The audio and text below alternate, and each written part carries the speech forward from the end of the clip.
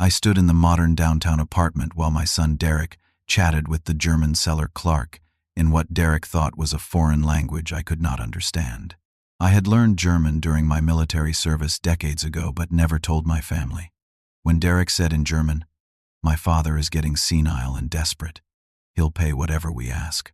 After we get his money, we can move him to that cheap facility we discussed," my blood ran cold. My own son was plotting against me with a complete stranger. The words hit me like a physical blow, but I forced myself to remain perfectly still, examining the kitchen countertops as if nothing had happened. Derek and Clark continued their conversation in German, completely unaware that every syllable was burning itself into my memory. My mind raced back to how we had arrived at this moment.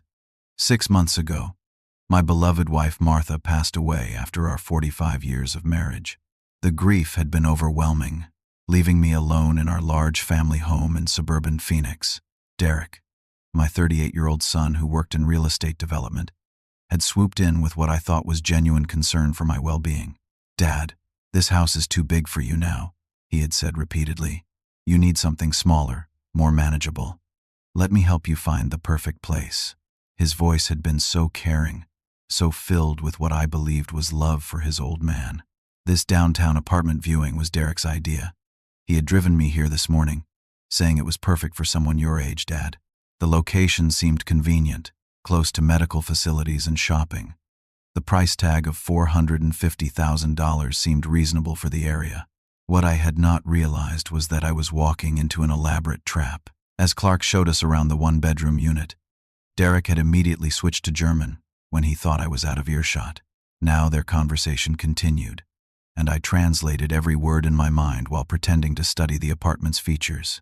Clark mentioned that this apartment was overpriced by $30,000 above market value. Derek responded that his father wouldn't notice because grief has made him careless with money. They casually discussed splitting the extra money between them, as if they were talking about the weather. But then Derek said something that made my heart stop completely. "I've already been forging his signature on some documents. The old man trusts me completely." I thought about all the times I had taught Derek to ride his bicycle in our driveway, his small hands gripping the handlebars while I ran alongside him. I remembered coaching his Little League team when he was 9, staying up late to help him with his homework, working double shifts to pay for his college education at Arizona State University. Derek had always been what I considered the good son compared to his younger brother Austin, who had moved to Seattle and called less frequently. The betrayal cut so deep because Derek had been my rock after Martha died. He visited twice a week, helped with grocery shopping, took care of small repairs around the house.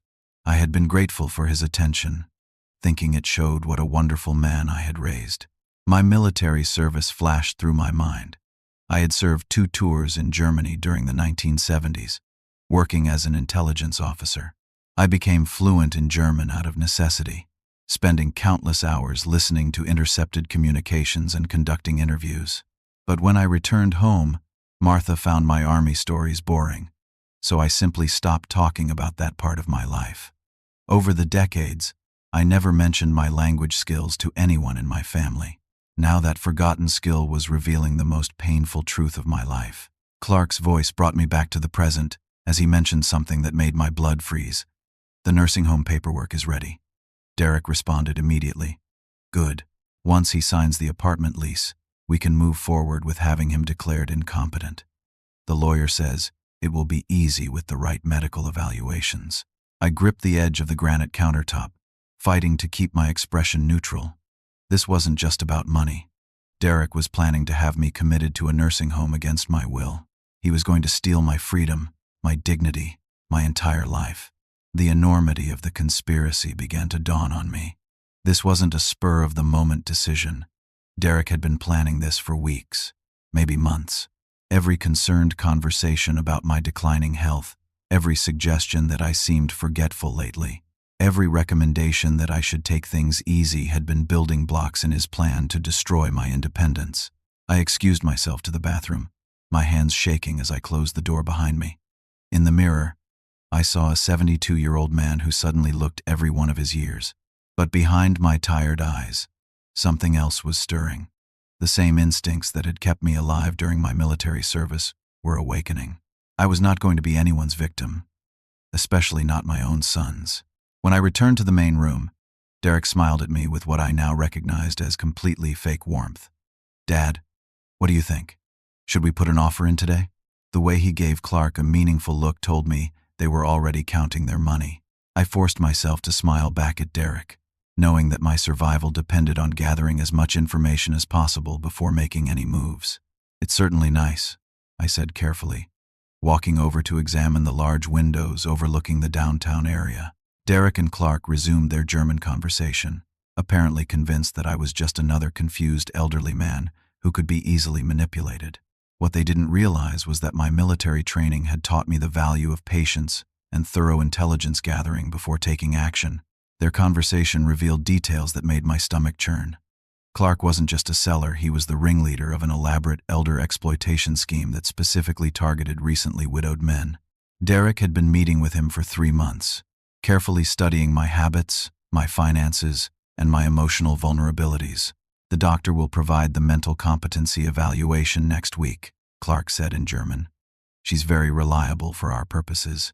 Derek nodded eagerly. "Perfect.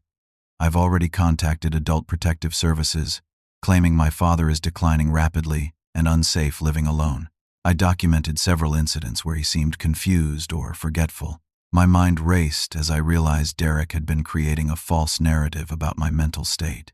Every time I had misplaced my reading glasses or taken a moment to remember someone's name, Derek had filed it away as evidence of cognitive decline. Every normal sign of grief and adjustment after losing my life partner had been twisted into ammunition against me.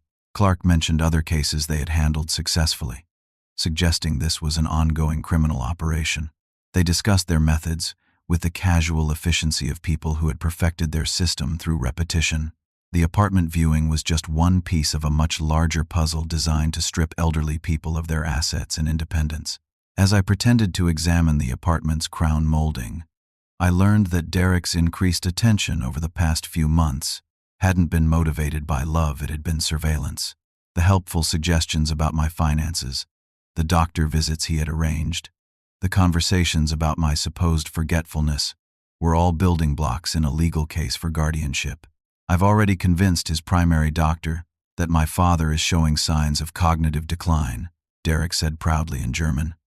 "Dr. Sullivan has been very cooperative." The mention of Dr. Rebecca Sullivan, my physician of 15 years, hit me like a physical blow. I had trusted her completely, sharing my grief about Martha's death, my concerns about living alone, my occasional moments of sadness and confusion. Now I realized she had been evaluating me not as a patient, but as a potential victim. The conspiracy was wider than I had imagined. Clark explained that the facility paid their organization a percentage of each resident's assets in exchange for expedited admissions. Derek discussed liquidating my assets, including the family home worth $850,000, plus Martha's life insurance payout of $425,000. The conversation revealed something else that infuriated me. Derek had been intercepting communications between me and Austin. My younger son lived in Seattle and worked as a software engineer. We talked every Sunday, but recently those calls had become less frequent. Now I understood why.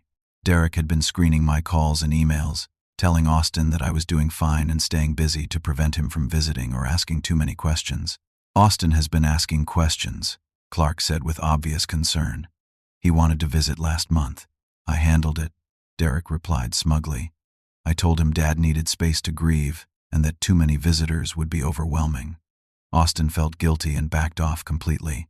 I thought about my conversations with Derek, where he had subtly changed subjects whenever Austin's name came up. He had discouraged me from making major decisions until you're feeling better, and had planted seeds of doubt about my own judgment by suggesting I seemed confused during recent conversations. The scope of Derek's manipulation was breathtaking. He had isolated me from my other son, undermined my confidence in my own mental capacity, and positioned himself as my only reliable source of guidance and support. It was a textbook case of psychological manipulation, and I had fallen for every bit of it. Then Clark's phone rang, and he answered in English. My blood ran cold as I recognized the voice on the other end, Dr. Sullivan. She was asking about the evaluation schedule and when Mr. Patterson will be ready for placement. I listened in horror as my trusted doctor of 15 years discussed my future, as if I were livestock being prepared for market. "The timeline looks good," Clark said into the phone. "We should be able to complete the transition within 2 weeks if everything goes according to plan." Dr. Sullivan's voice was crisp and professional as she confirmed her role in the scheme. "I'll have the competency evaluation ready by Thursday. The documentation will support immediate placement for his own safety." When Clark hung up, Derek practically bounced with excitement. "So we're really doing this," he said in German. "In 2 weeks, I'll have access to everything." "Just remember our agreement," Clark replied. 25% of liquid assets, plus the placement fee for the facility. Your father's pension and Social Security will cover ongoing costs. They were dividing up my life like vultures picking at a carcass. Derek approached me with his familiar fake smile and asked, "So Dad, what do you think? Should we put an offer in today?"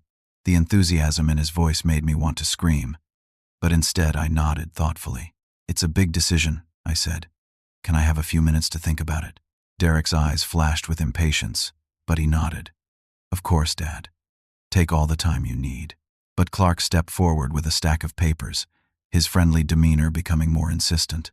"Actually, Mr. Patterson, I should mention that we have another interested buyer coming this afternoon. If you're serious about this property, we should probably move quickly." The pressure was building, and I realized they were shifting into the final phase of their operation. In a few minutes, they would expect me to sign papers that would begin the process of my own destruction. I needed a plan, and I needed it fast. I took the papers from Clark with steady hands, even as my heart pounded. "Of course," I said, maintaining my role as the trusting, somewhat confused elderly man they believed me to be. "I certainly don't want to miss out on a good opportunity." Derek moved closer, his hand touching my shoulder in what would have seemed like a supportive gesture to any outside observer. In German, he told Clark, "Once these papers are signed, we can accelerate the timeline. The old man always signs whatever I put in front of him." The casual cruelty in his voice was devastating, but I forced myself to focus on gathering more intelligence. I pretended to struggle with reading the small print, buying time while they continued their conversation. Clark started showing me various documents, lease agreements, financial disclosures, medical consent forms cleverly disguised as routine paperwork for senior housing. Derek pressured me to sign immediately, claiming that properties like this go fast in today's market. A new player entered the scene when Clark's associate arrived, a woman named Patricia, who introduced herself as a senior living consultant. She was probably in her 40s, with perfectly styled blonde hair and an outfit that screamed professional competence. Her smile was warm and practiced as she immediately began what she called a simple assessment to help us understand your needs. Patricia's questions seemed innocent enough on the surface, but I recognized them as carefully designed traps. She asked about my daily routines, my memory of recent events, my confidence in handling financial decisions. Every question was crafted to elicit responses that could be interpreted as confusion or indecision. In German, Patricia reported to Clark that the subject appears sufficiently isolated and malleable. She discussed my responses as if I weren't sitting right there, analyzing my supposed vulnerabilities like a scientist studying a lab specimen. The German conversation between the three conspirators revealed the true scope of their operation. They were running similar schemes targeting at least 20 elderly residents throughout Phoenix. They had built a network that included doctors, lawyers, nursing facility administrators, and real estate agents all working together to systematically rob senior citizens of their independence and assets. Derek wasn't the mastermind I had initially thought. He was actually a relatively new recruit who had gotten involved because of his own financial problems. Clark had discovered that Derek owed substantial money from a failed business deal and had recruited him by threatening complete financial ruin unless he delivered his father as a client. "Your son has been very helpful," Clark said to me in English, while simultaneously telling Derek in German that his cooperation had prevented the destruction of his family's financial future. The personal betrayal deepened as Derek revealed more details about his motivation. He told Clark in German that he had told his wife Jennifer the money would solve their marital problems. She had been threatening divorce because of his gambling debts and failed investments. Derek expressed relief that the old man is finally useful for something. I thought about Derek's expensive wedding 5 years ago, which I had helped fund by taking out a second mortgage on the family home. I remembered the conversations where Derek had seemed genuinely concerned about my well-being after Martha's death, asking thoughtful questions about how I was coping and whether I needed any help. Now I understood that every conversation had been intelligence gathering for this moment. The scope of their financial planning was staggering. They had researched my assets more thoroughly than I had realized, including my military pension, Social Security benefits, investment portfolio worth $1.2 million, and the life insurance payout from Martha's death. Derek had been studying my financial situation like a prospector examining a rich vein of gold. Patricia mentioned tax advantages that would benefit Derek while minimizing the paper trail of their theft. They discussed using my pension and Social Security to pay nursing facility fees, while Derek gained access to the bulk of my assets through fraudulent guardianship proceedings. The emotional manipulation became more intense as the pressure mounted. Derek started using phrases like, "Remember what we discussed about your memory, Dad, and we just want what's best for you." Patricia began referring to me in third person while I was standing right there, discussing my needs and limitations as if I had already been declared incompetent. Dr. Sullivan arrived exactly on schedule, apparently having planned this convergence all along. She performed what she called a routine wellness check, asking leading questions designed to elicit responses that could be misinterpreted as cognitive decline. In German, she told Clark that she was prepared to sign documentation supporting immediate placement in a supervised care facility. She mentioned that the nursing home was ready to accept me as early as the following week, and that all the medical justification was already in place. Derek revealed that he had already begun preparing for my removal from the family home. He had cleared space in the garage to stage my belongings for the move and had researched estate sale companies to liquidate my possessions quickly. The technical details of their fraud were sophisticated and thorough. The apartment lease included clauses that would automatically trigger financial guardianship proceedings. Derek had already submitted preliminary paperwork to probate court, claiming that I was becoming increasingly unable to manage my own affairs. The nursing facility required upfront payment of 6 months' fees, plus substantial administrative costs that would immediately drain my liquid assets. My phone rang suddenly, Austin calling from Seattle. Derek immediately moved to intercept the call, but I was faster. "Hi, Austin," I answered, keeping my voice steady. "Dad, how are you doing? I've been thinking about you a lot lately." Derek was gesturing frantically, making throat-cutting motions and whispering, "Tell him you're fine. Tell him you're busy." "I'm doing well," I said carefully. "Derek and I are looking at apartments today." "That's good," Austin said. "I was thinking about flying out for a visit next weekend if that works for you." Derek grabbed the phone from my hand before I could respond. "Austin, this is Derek. Dad's having a pretty overwhelming day with all these apartment viewings. Maybe we should schedule a visit for later when he's feeling more settled." I could hear Austin's voice through the phone, expressing concern about my well-being. Derek fed him a carefully crafted story about how I had been having difficult days and that too much stimulation seemed to make me confused and agitated. Austin, concerned about his father and feeling guilty about living so far away, offered to fly out immediately. Derek smoothly discouraged this, claiming it would upset Dad's routine and that he had everything under control. After Derek hung up, he turned to Clark and said in German, "Austin is becoming suspicious. He called 3 times this week, asking specific questions about Dad's condition. We need to isolate him completely until the process is finished," Clark replied ominously. "Can you handle the Austin problem?" Derek nodded confidently. "I'll call him tonight and feed him false information about Dad's deterioration. By the time he realizes what's happening, it'll be too late to stop us." Clark mentioned they had pharmaceutical assistance available if I became too difficult to manage during the transition. The casual way he discussed drugging me into compliance made my military training kick into high gear. These people were dangerous, and they were running out of patience with the gradual approach.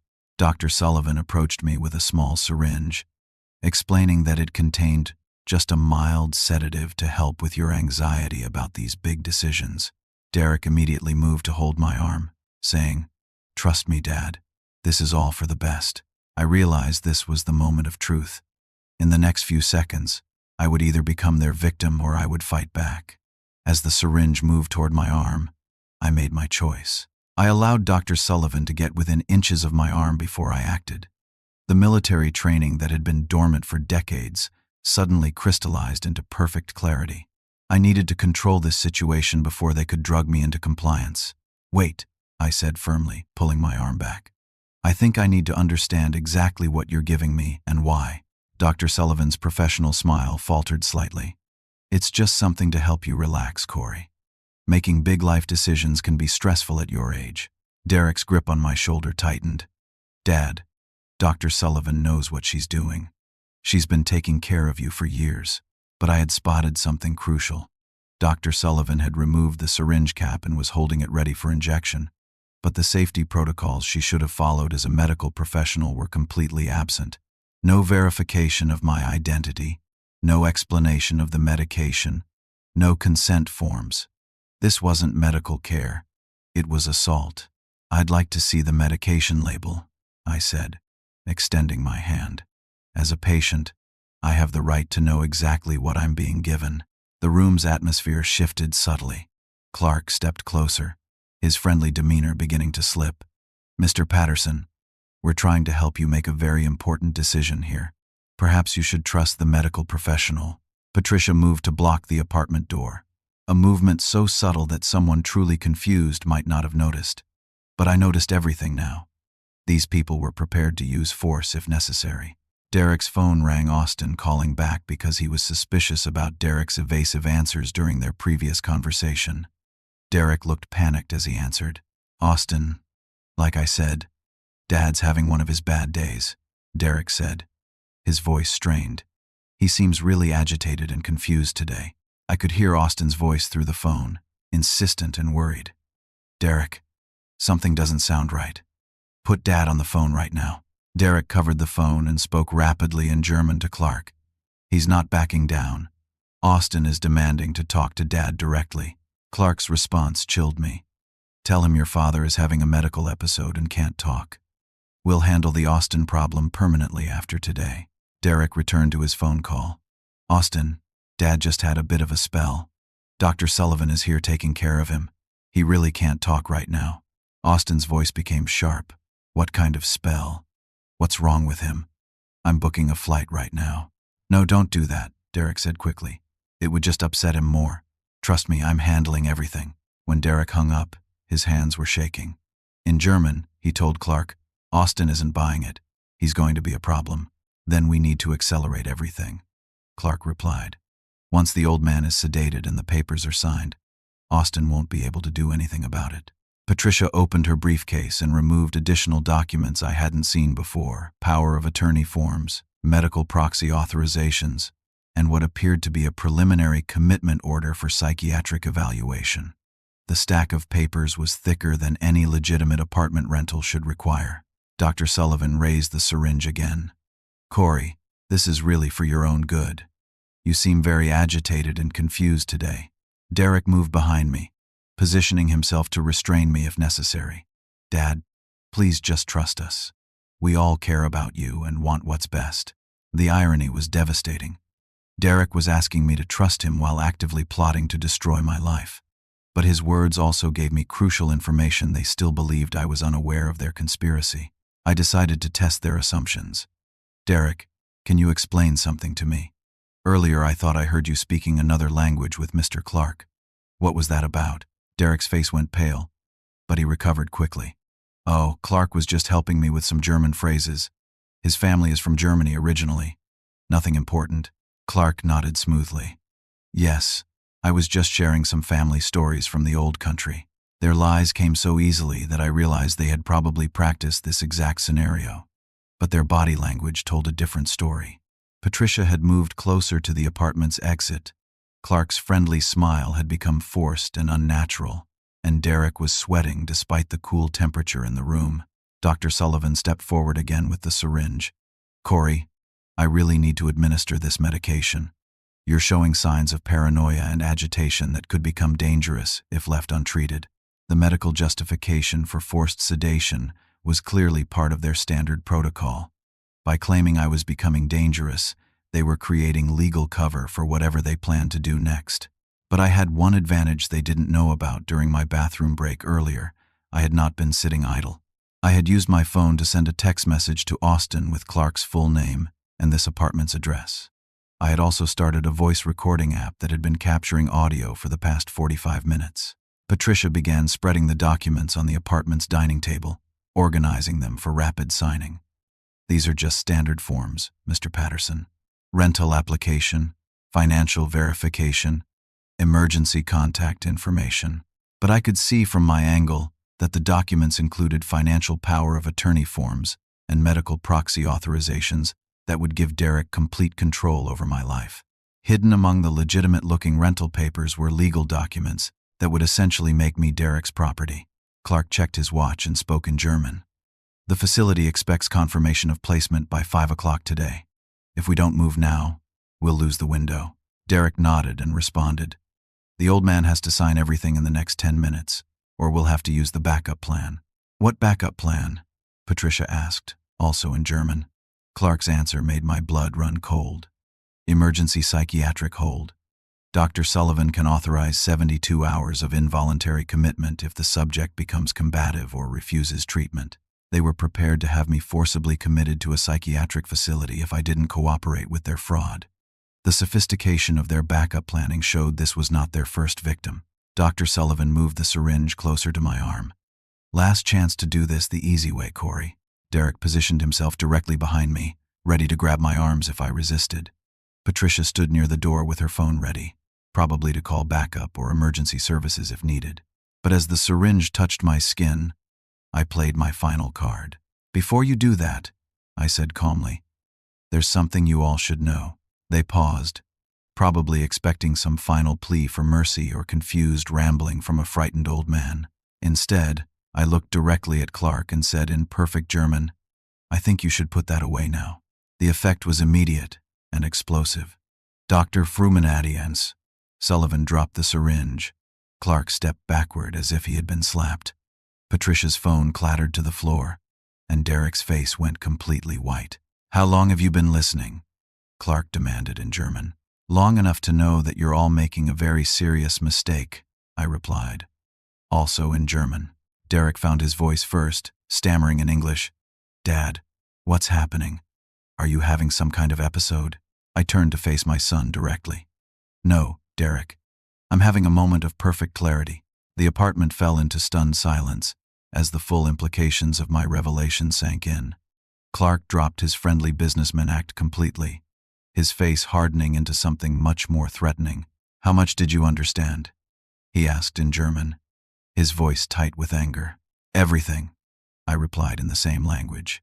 Every word about the nursing home, the forged signatures, the plan to steal my money, and the threat to drug me into compliance. Derek began pacing frantically, running his hands through his hair. Dad, you're confused. You don't understand what you heard. I understand perfectly, I said, switching back to English. I understand that my son has been planning to have me declared incompetent so he can steal my life savings. I understand that Dr. Sullivan has been falsifying my medical records. I understand that all of you are running a criminal enterprise that targets vulnerable senior citizens. Patricia tried to gather up the documents from the table, but I was faster. I grabbed the power of attorney forms and held them up. Interesting reading, I said, especially the section giving Derek complete control over my finances and medical decisions. Dr. Sullivan attempted to maintain her professional composure. Corey, you're obviously having some kind of paranoid delusion. These medications can help stabilize your thinking. The only thing that needs stabilizing is the criminal conspiracy you've organized. I shot back. I've been recording this entire conversation on my phone. That announcement created immediate panic.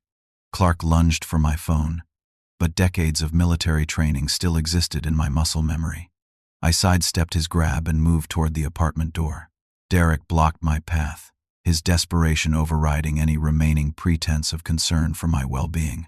Dad, nobody is going to believe the word of a confused old man against medical professionals. Maybe not, I agreed. But they'll definitely believe recorded evidence of conspiracy, fraud, elder abuse, and attempted assault. Clark regrouped quickly, his criminal experience showing. Even if you have recordings, you'll never get them to the right people. We have contacts throughout the legal system. Your word means nothing. But I had more surprises for them. I haven't just been recording today's conversation, I said. I've been investigating all of you for the past week. Derek's face went ashen. That's impossible. You don't even know how to use the internet properly. I may be 72 years old, but I spent 20 years as a military intelligence officer, I said. I know exactly how to conduct an investigation. The truth was that I had become suspicious of Derek's behavior several days earlier when I noticed him going through my mail and asking probing questions about my financial accounts. My military training had taught me to trust my instincts, even when they contradicted what I wanted to believe about people I loved. Patricia made a move toward the apartment's phone, probably to call for backup or warn other members of their organization. I intercepted her smoothly. I wouldn't do that if I were you. You can't stop all of us, Clark said, but his voice lacked conviction. The plan was falling apart, and everyone in the room knew it. Dr. Sullivan tried a different approach, adopting the authoritative tone she probably used with confused patients. Corey, you need to understand that we're trying to help you. Living alone at your age, with your recent loss, is simply not safe. What's not safe is trusting any of you, I replied. Dr. Sullivan, you've violated every principle of medical ethics. You've falsified records, participated in fraud, and attempted to administer unauthorized medication. Your medical license will be revoked, and you'll face criminal charges. Derek made one last desperate attempt to salvage the situation. Dad, please listen to me. I know this looks bad, but I was only trying to protect you. Clark said you were going to lose all your money if we didn't act fast. The pathetic nature of his lie was almost heartbreaking. Derek, I heard you say in German that you've been forging my signature for months. I heard you celebrate the fact that grief had made me careless with money. I heard you tell Clark that I was finally useful for something. My son's face crumpled as he realized his manipulation had been completely exposed. Dad, I can explain everything. I'm sure you can, I said. But you'll be explaining it to the police. Clark made a final threat. You have no idea who you're dealing with, old man. This organization has been operating for years. We have protection at every level. Even if you report us, nothing will happen. I smiled at him, feeling more confident than I had in months. Actually, I know exactly who I'm dealing with. And you have no idea who you've been trying to victimize. That's when the police sirens became audible outside the apartment building. Clark, Patricia, and Dr. Sullivan exchanged panicked looks as the sound grew louder. I called them before we entered this apartment, I explained. I've been working with Detective Maria Santos from the Elder Abuse Unit for the past 3 days. Derek stared at me in shock. You've been investigating us? I became suspicious when you started pressuring me to make quick financial decisions and repeatedly mentioned my supposed memory problems, I said. When I noticed you going through my mail and asking detailed questions about my bank accounts, I knew something was wrong. The sirens stopped directly outside the building. I continued my explanation. Detective Santos helped me understand that what you were doing follows a specific pattern used by elder abuse criminals. She suggested we set up this situation to gather evidence. Clark made a desperate move toward the apartment's balcony, apparently considering an escape route, but the sound of footsteps in the hallway told us the police were already in the building. Patricia tried to destroy documents by tearing them up, but I had already photographed everything with my phone. Dr. Sullivan sat heavily in a chair, apparently realizing that her career and freedom were about to end. Derek approached me with tears in his eyes. Dad, I never meant for things to go this far. I was desperate. Jennifer was going to leave me. I owed money to dangerous people. Clark said this would solve everything. And you thought destroying your father's life was an acceptable solution? I asked. Heavy knocking came at the apartment door, followed by a strong voice. Phoenix Police. Open the door. Clark made one final threat as the reality of his situation sank in. This doesn't end here, old man. You have no idea how many people are involved in this operation. Even if we go down, others will continue. I walked to the door and opened it to find Detective Maria Santos and 3 uniformed officers. Detective Santos, I said, I believe you'll find everything you need for multiple felony charges." As the officers began reading rights to the conspirators, Derek called out desperately, "Dad, please don't do this. I'm your son. Family has to stick together." I looked at him with a mixture of sadness and resolve. "Derek, family means protecting the people you love, not destroying them for money. You stopped being my family the moment you decided to betray me." The apartment filled with police officers as the investigation shifted into high gear. But even as justice began to unfold, I knew the emotional healing would take much longer than the legal proceedings. Detective Maria Santos entered with 3 backup officers, her professional demeanor immediately taking control of the chaotic scene. I handed over my phone with its recorded evidence, while she surveyed the documents scattered across the apartment table. "Mr. Patterson, are you injured or in need of medical attention?" she asked, her concern genuine. "I'm fine, Detective," I replied, "but I believe you'll find plenty of evidence for multiple felony charges." The arrest process began immediately. Clark was charged with elder abuse, fraud, conspiracy, and operating a criminal enterprise. His smooth businessman facade disappeared completely as handcuffs clicked around his wrists. Patricia faced charges for identity theft, document forgery, and fraud conspiracy. Her attempts to destroy evidence had been photographed by the officers, adding obstruction of justice to her list of crimes. Dr. Sullivan's arrest was particularly satisfying. As a medical professional, her betrayal of patient trust carried additional penalties. She faced charges for medical fraud, falsifying patient records, conspiracy, and attempted assault with a controlled substance. Her medical license would be suspended immediately, pending the outcome of criminal proceedings. Derek's arrest was the most painful to watch. My son, the child I had taught to ride a bicycle, the young man I had helped through college, stood in handcuffs facing charges for theft, fraud, forgery, and conspiracy against his own father. His wife Jennifer arrived as officers were loading him into a patrol car, and her reaction told me everything I needed to know about the state of their marriage. "I can't believe you actually did this," she said to Derek, her voice filled with disgust rather than support. "I'm filing for divorce immediately. I won't let you destroy our children's future with your criminal behavior." Derek's complete breakdown was immediate. Facing the reality of prison time, the loss of his family, and the destruction of any remaining relationship with me, he crumpled emotionally. "Dad, please," he called out as officers prepared to transport him. "I know I made mistakes, but I'm still your son." I walked over to the patrol car before the officers closed the door. "Derek, you chose to see me as a source of money rather than your father. You chose to plot my destruction rather than ask for help. Those were your decisions, and now you have to live with the consequences." Detective Santos pulled me aside as the arrests continued. "Mr. Patterson, this investigation has uncovered much more than we initially suspected.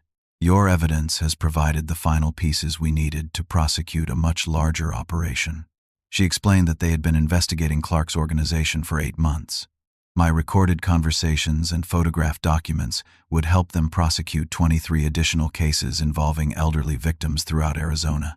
Bank records subpoenaed during the investigation showed Derek had stolen over $60,000 from my accounts over the previous 6 months, using forged checks and electronic transfers I had never authorized. The scope of the conspiracy expanded as Detective Santos shared what they had discovered. Clark's organization operated under the legitimate-sounding name Senior Transition Services, with professional offices, corporate banking accounts, and a network of corrupt professionals. They had generated over $2 million through elder exploitation over the past 3 years. Within hours, coordinated raids were conducted at the nursing facility, Dr. Sullivan's medical office, and Patricia's document preparation business. The nursing facility director and 3 additional doctors were arrested for their roles in the scheme. Bank accounts were frozen, assets were seized, and dozens of victims began coming forward with similar stories. The facility where I was supposed to be committed was found to be housing over 30 elderly residents who had been fraudulently placed there against their will. Many had been drugged into compliance and had their assets systematically stolen while their families were told they were receiving necessary medical care. Derek's cooperation with authorities began almost immediately. Facing 15 to 20 years in prison, if convicted on all charges, He provided detailed information about Clark's methods, financial arrangements, and contacts with corrupt officials. His testimony revealed that Clark had targeted him specifically because of his access to elderly relatives and his desperate financial situation. The gambling debts that had made Derek vulnerable were much worse than I had realized. He owed over $200,000 to illegal gambling operations and had already exhausted legal borrowing options. Clark had approached him through mutual business contacts, offering a solution that seemed victimless because I would be well cared for in the nursing facility. Jennifer's decision to divorce Derek was final and immediate. She moved out of their home with their 2 children, ages 8 and 10, rather than remain connected to Derek's criminal activities. Her statement to police revealed that Derek had been lying to her about his income and expenses for over 2 years. Austin arrived from Seattle within 6 hours of the arrests, having caught the first available flight after receiving my text messages with details about the conspiracy. His reaction was a mixture of relief that I was safe and fury that Derek had manipulated the entire family. "Dad, I can't believe Derek fooled all of us," Austin said as we sat in Detective Santos's office. "He seemed so concerned about your well-being. He told me you were fragile and needed space to grieve." "He was very convincing," I admitted. "If I hadn't overheard that German conversation, I probably would have signed those papers without question." Austin's guilt about living far away was evident. "I should have visited more often. I should have seen what was happening. Derek deliberately isolated me from you," I explained. "He screened my calls, intercepted emails, and convinced you that visits would be overwhelming for me. You responded exactly the way any loving son would." The legal proceedings moved quickly. Federal prosecutors took over the case because the elder abuse scheme crossed state lines and involved federal banking fraud. Clark's organization had similar operations in Nevada, California, and Colorado, targeting elderly people with substantial assets in retirement communities. Patricia accepted a plea agreement in exchange for cooperation, providing prosecutors with detailed records of the organization's methods and victim lists. Her testimony revealed that they specifically targeted recent widows and widowers because grief made people more susceptible to manipulation and less likely to think clearly about financial decisions. Dr. Sullivan's medical license was immediately revoked by the Arizona Medical Board. Her cooperation with prosecutors was limited because she faced not only criminal charges, but also civil malpractice suits from dozens of patients whose trust she had violated. The medical community's response was swift and harsh. She would never practice medicine again. The nursing facility where I was supposed to be placed lost its state licensing and faced massive civil lawsuits from families of residents who had been fraudulently committed. The facility's business model depended on residents who had no family advocates to question their treatment or demand accountability. Clark's sentencing hearing was scheduled for 6 months later, but prosecutors were confident he would receive the maximum penalty of 15 years in federal prison. His criminal organization had stolen over $4 million from elderly victims across 4 states, and the evidence against him was overwhelming. Derek's case was more complicated because of his cooperation with prosecutors. His testimony helped convict several other members of the organization, including lawyers who had processed fraudulent guardianship petitions and bank officials who had facilitated unauthorized asset transfers. The emotional impact of Derek's betrayal extended far beyond the immediate family. My grandchildren, Derek's 8 and 10-year-old kids, struggled to understand why their father was in jail and why they couldn't see their grandfather anymore. Jennifer made the difficult decision to move back to her parents' home in Colorado, taking the children away from the scandal and media attention. Recovery of my stolen assets began immediately. Bank records and seized documents allowed investigators to trace exactly where my money had gone. Most of the stolen funds were recovered from Clark's business accounts, though some had already been spent on Derek's gambling debts and luxury purchases. The community response was overwhelmingly supportive. Neighbors who had noticed Derek's frequent visits and increasing control over my activities came forward to share their observations. Several mentioned they had thought Derek seemed too eager to make decisions for me but hadn't wanted to interfere in family matters. As Derek's sentencing hearing approached, he wrote me several letters from jail, taking full responsibility for his actions and begging for forgiveness. His transformation appeared genuine. He had been attending therapy, addiction counseling for his gambling problem, and educational programs about elder abuse prevention. Dad, he wrote in his final letter before sentencing, I understand that I may have destroyed our relationship forever. I can't take back what I did or undo the pain I caused. All I can do is spend the rest of my life trying to become the man you raised me to be.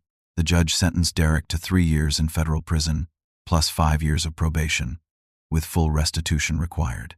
His cooperation with prosecutors and genuine remorse earned him a reduced sentence, but the judge was clear that family relationships didn't excuse criminal behavior. As Derek was led away after sentencing, he looked at me one last time and mouthed the words, "I'm sorry."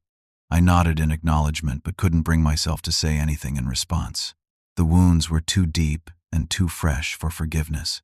6 months after the arrests, I stood in a courtroom watching Clark receive a 15-year federal prison sentence.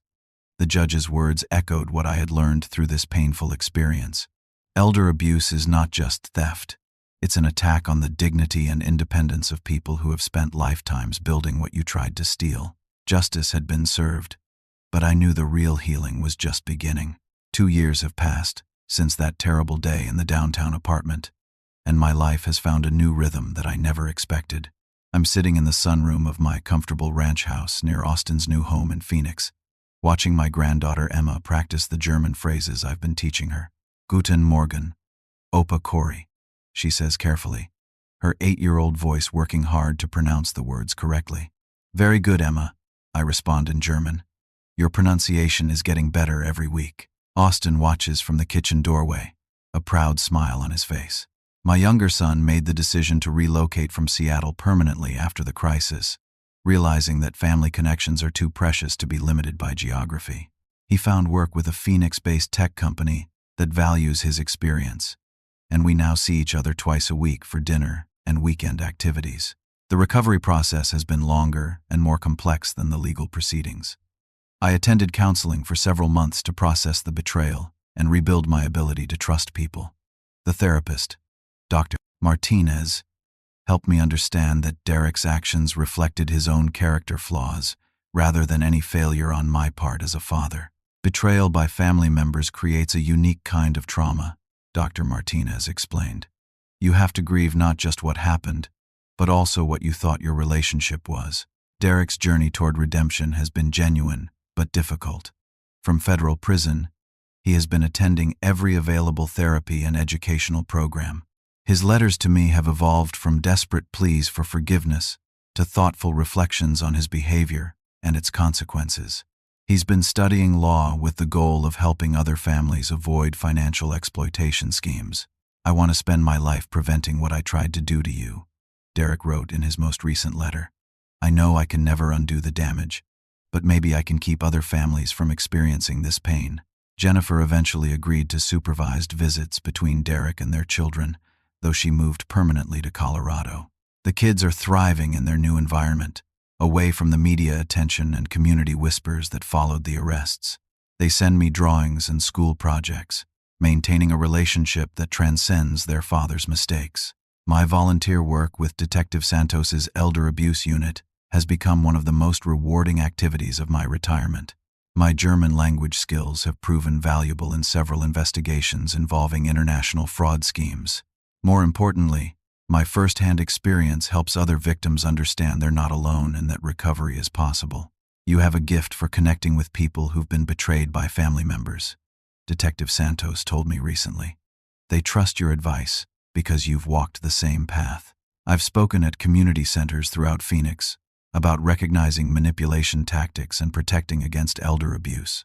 The most powerful part of my presentations is always when I play excerpts from the recorded German conversation that exposed Derek's conspiracy.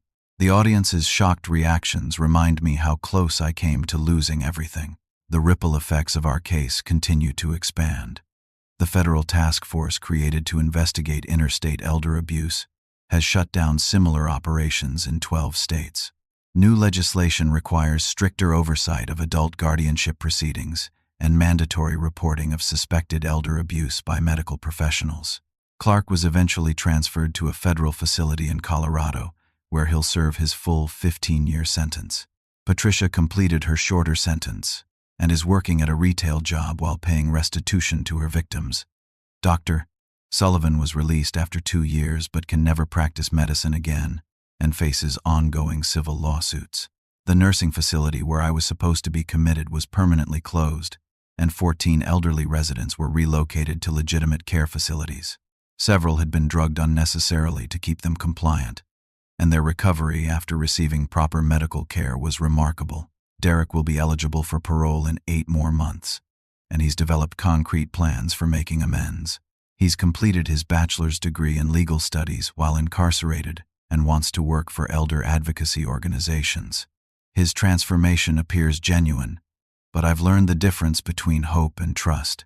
I'd like to see Derek when he's released, I told Austin recently. But any relationship we have will be completely different from before.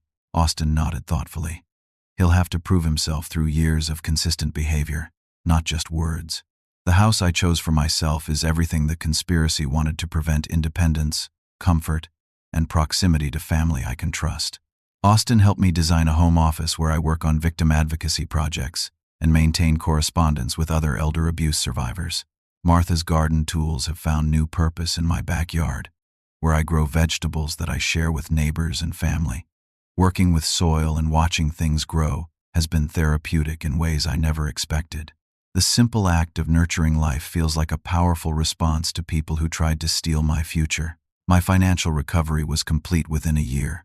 All stolen assets were returned with interest, and the restitution payments from Derek and the other conspirators provided additional compensation. More importantly, I learned to manage my money with appropriate caution while avoiding the paranoia that elder abuse often creates. The relationship with Austin has become stronger than it ever was before the crisis. We talk openly about Martha's death, family history, and our hopes for the future. He's dating a wonderful woman named Sarah who treats me like family and often joins our weekly dinners. You saved not just yourself but probably dozens of other potential victims, Austin reminded me recently. Your courage to fight back when it would have been easier to become a victim changed everything. Emma's German lessons have become a symbol of hope and healing. The language that revealed Derek's betrayal is now creating positive memories with my granddaughter. She's fascinated by my military stories and wants to learn about the history and culture of Germany. Opa Corey, will you teach me to say "I love my grandfather" in German? She asked last week. Ich liebe meinen Opa, I taught her, my heart full as she practiced the phrase. The community support has been overwhelming. Neighbors who initially felt guilty for not recognizing the signs of abuse have become vigilant advocates for elderly residents. We've created an informal network that checks on each other and watches for suspicious activity. My testimony helped prosecutors in cases across 4 states, leading to convictions that will prevent countless future victimizations. The satisfaction of turning my personal trauma into protection for others has been profoundly healing. Derek's children are now 10 and 12, old enough to understand some of what happened. They know their father made serious mistakes that hurt people, but Jennifer has been careful to help them maintain hope for his eventual redemption. They write to him occasionally and plan to attend his parole hearing. The broader impact of our case continues to unfold. Medical licensing boards have implemented new protocols for detecting and preventing physician participation in elder abuse schemes. Financial institutions have improved their procedures for monitoring unusual account activity by elderly customers. 3 weeks ago, I received a call from Detective Santos with news that still makes me smile. Corey, we just arrested 5 people running an elder abuse scheme in Tucson. They were using the exact methods Clark's organization used. Your recorded evidence helped train our investigators to recognize the pattern. The knowledge that my decision to fight back continues preventing other families from experiencing this trauma provides meaning beyond personal recovery. Sometimes the most loving thing you can do for people is refuse to be their victim. Derek's parole hearing is scheduled for next month, and I plan to attend, not to oppose his release, but to see for myself whether his transformation is genuine. Forgiveness doesn't require restoring relationships to their previous form, but it does require releasing the anger that can poison your own future. Austin will accompany me to the hearing, providing support as we navigate this difficult milestone. Sarah offered to join us, but some family matters need to be handled by family members who understand the full history. Whatever happens with Derek's parole, you've already won. Sarah told me. You chose courage over fear, independence over victimhood, and truth over manipulation. That's a victory no one can take away. Emma runs into the sunroom with a drawing she made at school, our family tree, with colorful branches, showing how love can grow even after some branches are damaged. Her innocent wisdom reminds me that healing often comes through the next generation's fresh perspective on old wounds. As I prepare dinner for Austin and Sarah's visit tonight, I reflect on the profound life lesson this experience has taught me. Martha's favorite saying was, "People show you who they are by their actions, not their words." Derek's actions showed me someone willing to destroy his father for money, but they also revealed my own strength when everything was on the line. Sometimes, the greatest act of love is refusing to enable someone's destructive behavior, even when that person is family. Trust must be earned through consistent actions over time, not assumed through blood relationships. And sometimes, saying no to being a victim is the first step toward everyone's healing. The future holds possibilities I couldn't have imagined 2 years ago. Emma wants to visit Germany with me someday to practice her language skills. Austin is considering proposing to Sarah, and they've asked me to help plan the wedding. Derek may earn a chance at redemption, but only through years of consistent behavior that proves his transformation is real. Most importantly, I've learned that protecting yourself from people you love isn't abandonment. It's sometimes the only way to save both of you. Family loyalty doesn't mean accepting abuse or enabling destructive behavior. Real love requires boundaries, accountability, and sometimes the courage to choose your own well-being over someone else's manipulation. The phone rings as I finish cooking, and I see Austin's name on the caller ID. "Dad, we're running a few minutes late. Sarah wanted to stop and pick up flowers for the table." "No problem," I tell him. "Dinner will keep warm." As I wait for my family to arrive, I look out at Martha's garden and feel her presence in the peaceful evening light. She would be proud that I refused to become a victim, that I chose independence over false security, and that I'm building a future filled with people who love me enough to want me to remain myself. The doorbell rings, and Emma's voice calls out, "Opa Corey, we brought you something special." I open the door to find my granddaughter holding a small potted plant. "It's rosemary," she explains proudly. "Sarah said it symbolizes remembrance, and Austin said you like to cook with herbs." As we plant the rosemary together in Martha's garden, I realize this is what victory looks like, not revenge or bitterness, but the quiet satisfaction of choosing love, truth, and courage when everything was at stake. And that choice continues, creating ripples of healing that extend far beyond my own story. Now I have a question for anyone who's listened to this story. Have you ever found yourself in a situation where someone you trusted was taking advantage of your kindness or vulnerability? Sometimes the people closest to us can be the ones who hurt us most, but recognizing manipulation isn't always easy when it's wrapped in concern or love. I'd love to hear your thoughts and experiences in the comments below. Your story might help someone else recognize warning signs or find the courage to protect themselves. If this story touched your heart or opened your eyes to the reality of elder abuse, please take a moment to like this video and subscribe to hear more stories about overcoming life's most challenging betrayals. Share this with anyone who might benefit from learning about manipulation tactics or who could use inspiration about standing up for themselves when everything seems hopeless. Thank you for listening to my story and for caring about the well-being of elderly people in your community. Remember, we all have the power to protect ourselves and others when we choose courage over comfort and truth over convenience. Until next time, may you find the strength to trust your instincts and the wisdom to know when love requires saying no.